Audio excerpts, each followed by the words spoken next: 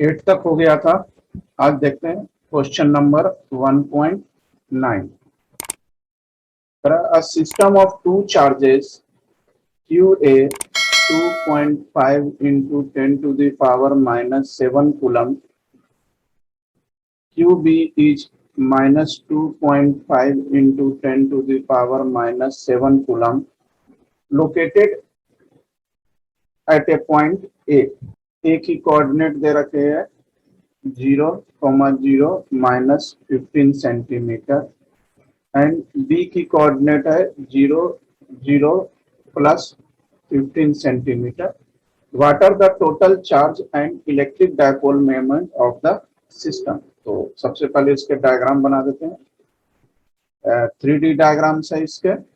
This is X, Y and Z.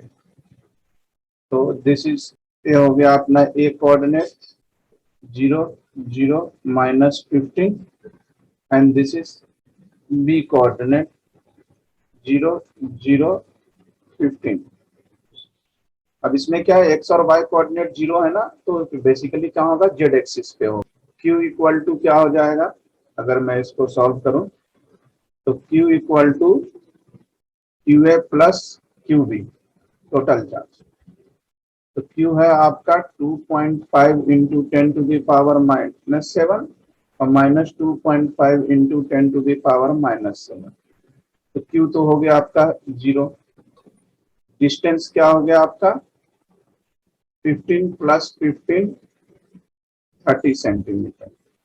इसको आप metre में चेंज कर लें। अब आप बोलोगे सर आपने ऐड क्यों किया, एक तो प्लस है और एक माइनस है। तो डायरेक्शन बता रहा है कि एक पॉजिटिव जेड एक्सिस पे और एक पॉजिटिव एक्स एक्सिस पे। मतलब डिस्टेंस आपको क्या निकालना है, ए से बी तक का डिस्टेंस अपने को चाहिए ना, ए से बी तक का डिस्टेंस चाहिए। तो बेसिकली क्या होगा, दोनों को ऐड करेंगे और ए का चार्ज दे रखा है और बी का चार्ज दे रखा है। डायपोल मोमेंट निकाल लेते हैं। Dipole moment of the system क्या हो जाएगा, डायपोल मोमेंट हो जाएगा आपका QA इंटू डी या आप QB इंटू डी दोनों से कर सकते हैं।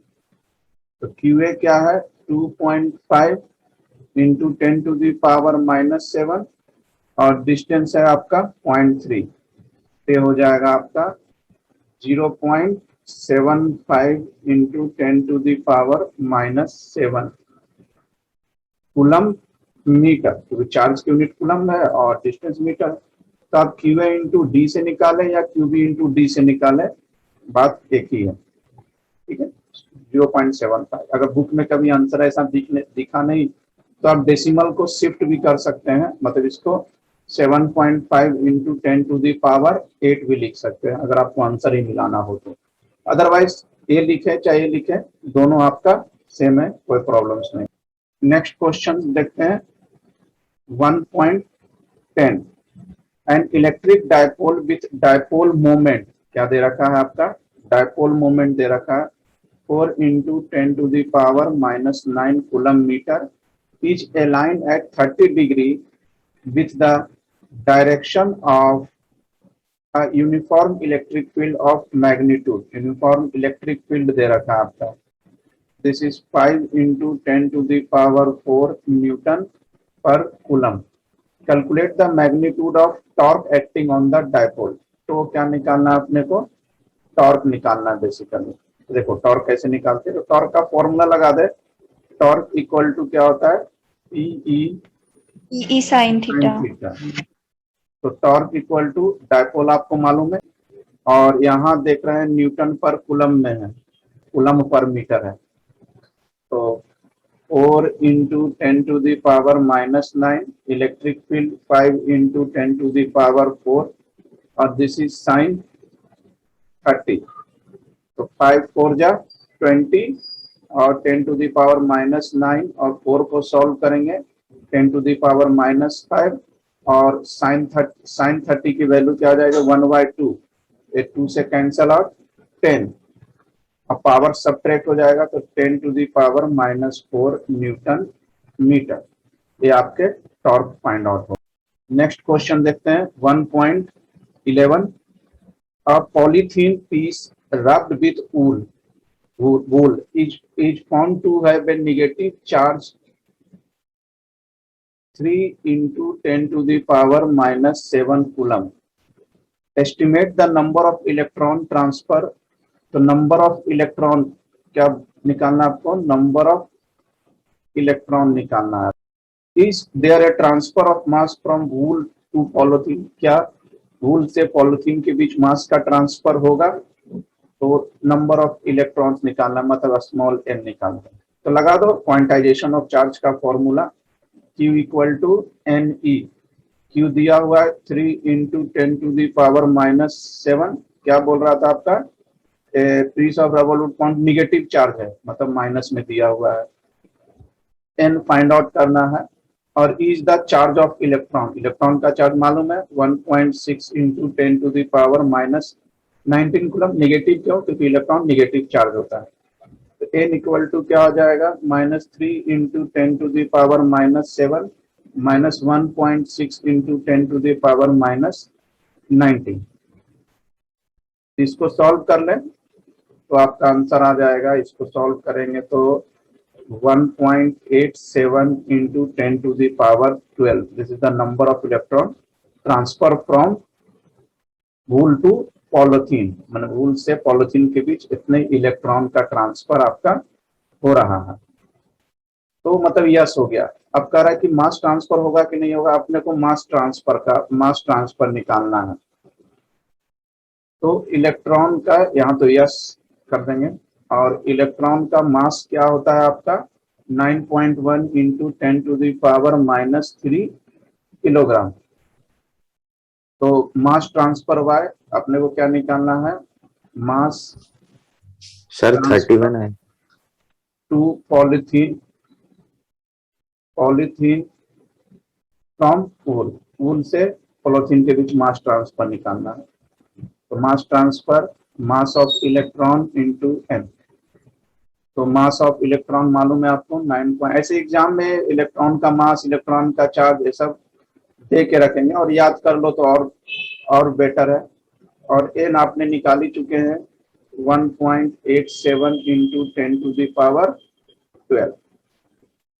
इसको सॉल्व करें मल्टीप्लाई करें तो आ जाएगा 1.706 into 10 to the power minus 18 kilogram. अब देख रहे हो आप आंसर में जो आया है ये क्या है? बेसिकली -18 है. प्लस में नहीं है, -18 है. मतलब मास जो होगा बहुत ज्यादा कम होगा. मतलब बहुत ज्यादा कम मतलब एक तरह से मान सकते हैं नेग्लिजिबल मास ही होगा. मतलब क्या बोल सकते हैं कि negligible amount of mass is transfer from wool to polythene. मतलब वूल टू पॉलीथीन बहुत मतलब नेग्लिजिबल मास ट्रांसफर. अब देखिए question number 1.12. Two insulated charge copper sphere है. दो इंसुलेटेड चार्ज कॉपर स्फीयर है A and B having their centres separated by a distance 50 centimetre. Distance दे रखा है 50 centimetre. What is the mutual force of electrostatic repulsion if the charge on each is this. मतलब charge दे रखा है, दोनों का चार्ज दे रखा है QA and QB. This is 6.5 into 10 to the power minus 7 coulomb. The radii of A and B are negligible compared to the distance between. माने दोनों चार्ज के बीच जो डिस्टेंस है दिस इज AB. तो डिस्टेंस के कंपैरिजन में charge को radius को क्या मान लें? नेग्लिजिबल मान रहे हैं. तो what is the force of repulsion if each sphere is charge double the above amount and the distance between them is half. तो फर्स्ट पार्ट में तो आपको फोर्स तो निकालना ही है. This is the first part. Second part में कह रहा है, सेकंड पार्ट में भी आपको क्या निकालना है? फोर्स ही निकालना है. लेकिन इसमें क्या कर रहा है कि चार्ज को डबल कर दिया गया है. अब चार्ज को डबल कर दिया गया है मतलब मैं क्या लिख देता हूँ QA डैश QB डैश. तो चार्ज को डबल कर दिया गया 2 into 6.5 into 10 to the power minus 7. मतलब ये कितना हो जाएगा 13 into 10 to the power minus 7 coulomb. और डिस्टेंस को क्या कर दिया गया है? डिस्टेंस को हाफ कर दिया गया मतलब 50/2. This is 25 centimetre. ये आपको दोनों केस में फाइंड आउट करना है आपको बेसिकली। तो करते हैं वन बाय वन। चार्ज दे रखा है, डिस्टेंस दे रखा है, कोई प्रॉब्लम्स नहीं है। Then we apply the force का फॉर्मूला लगा दे कूलम्स लॉ का। F equal to QA QB 4 pi epsilon naught R square. तो 4 पाई एप्सिलॉन नॉट की वैल्यू तो पता है आपको, कल भी क्लास में भी मैंने बताया था क्वेश्चन में, 9 इंटू 10 टू द पावर 9। और QA और QB दोनों तो इक्वल ही है ना, 6.5 इंटू 10 टू द पावर -7 का स्क्वायर कर देते हैं। और डिस्टेंस को D बोलो या R बोलो, कोई दिक्कत नहीं है। इसको आप मीटर में चेंज कर ले तो 0.500 से डिवाइड करेंगे, तो 0.5 का स्क्वायर। इसको सॉल्व करके बताओ क्या आ रहा है answer. Sir 1.521 into 10 to the power -2 newton. ठीक है, आंसर सही आया, 1.5 into 10 to the power -2 newton. अब इसके सेकंड पार्ट पे आते हैं। तो सेकंड पार्ट में भी ज्यादा सच कोई प्रॉब्लम्स नहीं होना चाहिए। वही फॉर्मूला आपको लगाना है, QA QB 4 pi epsilon naught R square. तो 1/4 पाई 9 इंटू 10 टू द पावर 9। और चार्ज को क्या कर दिया गया, 2 टाइम्स कर दिया गया, तो 13 इंटू 10 टू द पावर -7 का स्क्वायर। और डिस्टेंस तो क्या हो गया, 25 हो गया, तो इसको भी मीटर में चेंज कर देंगे, 0.25 का स्क्वायर। अब बताओ क्या आ रहा है आंसर। तो आंसर आ रहा है 0.243। नेक्स्ट क्वेश्चन देखते हैं 1.13। करा suppose the sphere A and be in exercise 1.12, मतलब प्रीवियस क्वेश्चन की बात कर रहे हैं। हैव आइडेंटिकल साइज, दोनों का QA एंड QA दोनों आइडेंटिकल साइज का है। A third sphere of the same size but uncharge is brought to contact with the first. Third charge भी जो है ना वो सेम साइज का ही है, QB है ना, सेम साइज का है बट अनचार्ज। ये जो है थर्ड वाला जो है, दिस इज C मान लेते हैं। ये क्या है आपका, अनचार्ज है, जबकि ये दोनों चार्ज है। Is brought to contact with the first, third वाला जो है फर्स्ट के कॉन्टेक्ट में आता है। Then what in contact with the second, मतलब थर्ड फर्स्ट के भी कॉन्टेक्ट में आ रहा है, सेकंड के भी कॉन्टेक्ट में आ रहा है, but finally remove from both. और कॉन्टेक्ट में आने के बाद फाइनली रिमूव हो जाता है। What is the new force of repulsion between A and B. A and B के बीच अपने को new force of repulsion find out करना। देखो कैसे करते हैं। तो एबव ऊपर का ही क्वेश्चंस का निकालना है, तो चार तो ऊपर के क्वेश्चन का यूज करते हैं। 6.5 into 10 to the power -7 coulomb और डिस्टेंस इज 0.5 मीटर। अब क्या कह रहा है कि when sphere A is touched with uncharge sphere C. तो ए जो है अनचार्ज स्फीयर सी से टच करता है, तो इससे क्या होगा कि Q/2 चार्ज हाफ हो जाएगा।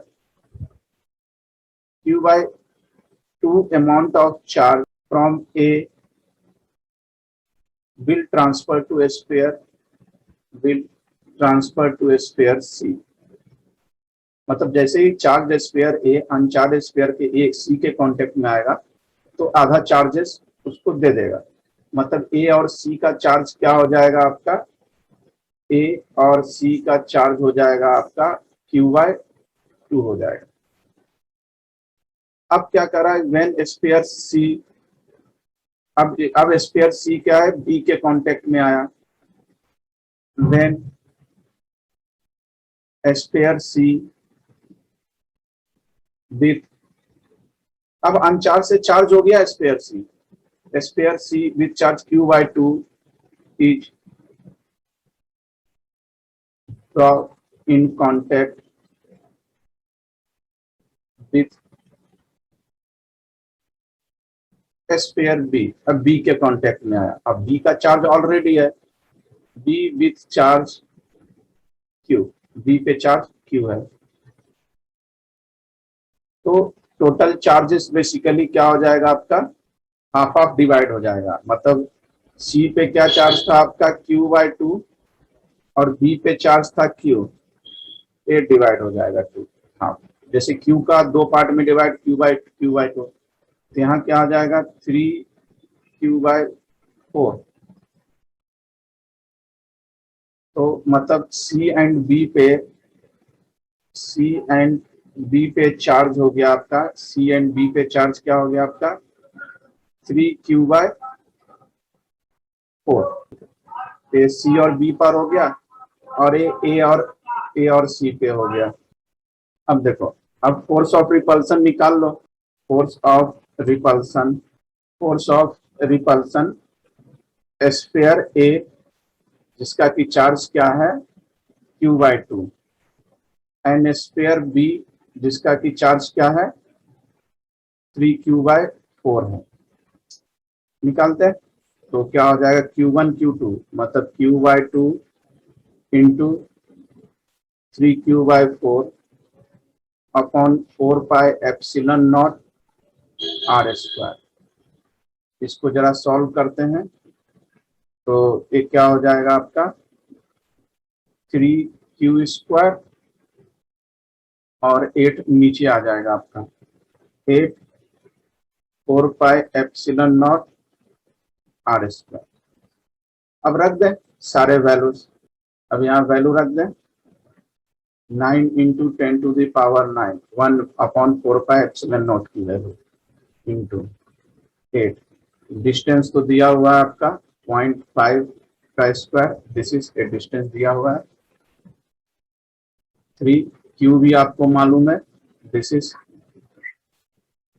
6.5 इंटू 10⁻⁻7। अब इसको सॉल्व कर लो, तो सॉल्व करोगे तो आंसर आ जाएगा इसका 5.703 इंटू 10⁻⁻3 न्यूटन। अच्छा क्वेश्चन था कंसेप्चुअली। अब देखो क्वेश्चन नंबर 1.14 क्या करा, इसके डायग्राम दिए हुए हैं, तो सबसे पहले मैं डायग्राम बना देता हूँ। डायग्राम हो गया, क्वेश्चन देखते हैं।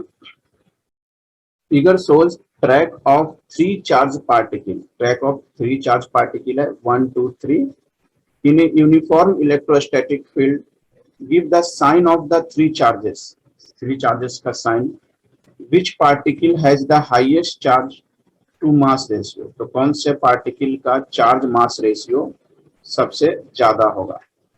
अब जैसे देखो, अब आप देख रहे हो कि ऊपर वाला जो है, ये जो फर्स्ट और सेकंड है, फर्स्ट और सेकंड वो पॉजिटिव चार्ज की तरफ टिल्ड हो रहा है, और थर्ड जो है वो निगेटिव चार्ज की तरफ टिल्ड हो रहा है। That means opposite charges attract each other and same charges repel each other. तो इससे क्या आपको पता चला कि पार्टिकल 1 एंड 2 है, both moves towards the positively charge plate and repel away from the negatively charge plate, so repel हो रहा है। तो क्या बोल सकते हैं, hence this 2 particles are negatively charge, obviously first और सेकंड जो होगा आपका निगेटिवली चार्ज हो जाएगा। एंड आल्सो भी ऑब्जर्व पार्टिकल 3 जो है आपको निगेटिव चार्ज की तरफ मूव हो रहा है and repel away from the positively charge से रिपेल, तो 3 क्या हो जाएगा आपका पॉजिटिवली चार्ज हो जाएगा। तो अगर चार्ज टू मास रेशियो अगर अपन निकालते हैं, चार्ज टू मास रेशियो इसके डायरेक्टली प्रोपोर्शनल होगा टू द डिस्प्लेसमेंट, मतलब चार्ज पार्टिकल जो डिस्प्लेसमेंट है, डिस्प्लेसमेंट या बोल सकते हैं इसको amount of deflection, amount of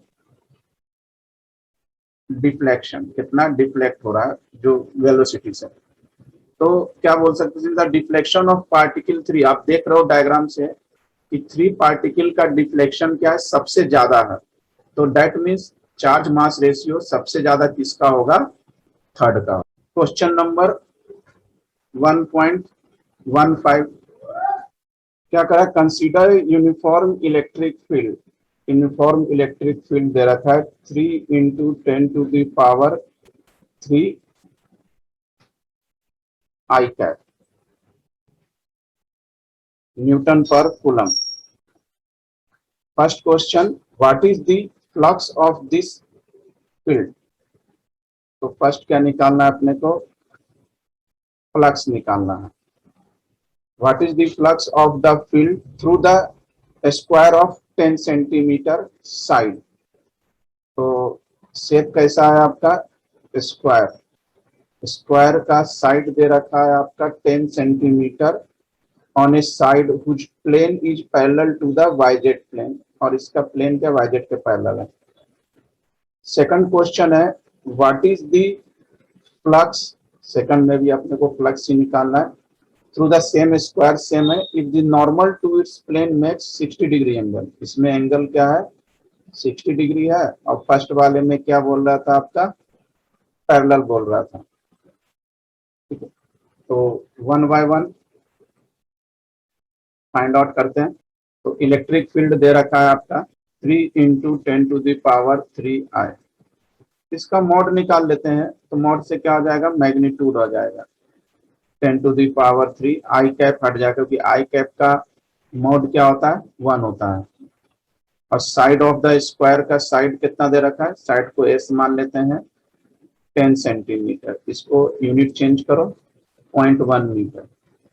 तो स्क्वायर का एरिया मालूम है आपको, साइड का स्क्वायर, दिस इज 0.1 का स्क्वायर, एरिया आ गया 0.01 मीटर स्क्वायर. तो फ्लक्स, अब चूंकि ये क्या है, पैरेलल है, पैरेलल है तो एंगल तो 0 हो जाएगा. और फ्लक्स का फॉर्मूला ऑलरेडी बताया हुआ है, this is electric field A cos theta.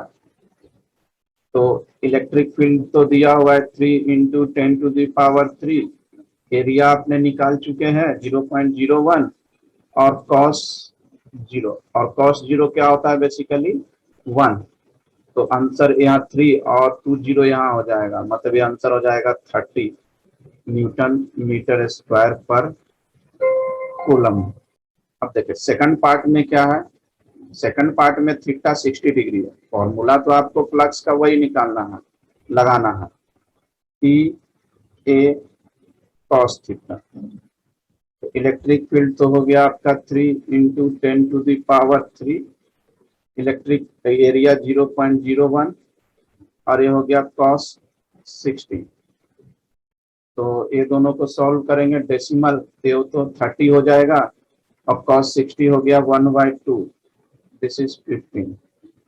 This is 15 newton metre square पर coulomb. This is the final answer. एक और क्वेश्चन देख लेते हैं, एक और क्वेश्चन हो जाएगा 1.16.